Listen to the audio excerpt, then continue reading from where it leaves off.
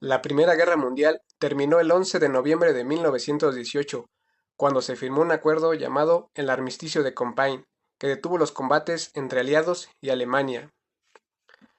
¿Por qué se terminó la guerra? Las potencias centrales estaban agotadas. Alemania sufría una grave crisis económica y social. Imperios como Austria-Hungría y el Otomano se desmoronaron debido a problemas internos. Estados Unidos entró en la guerra en 1917.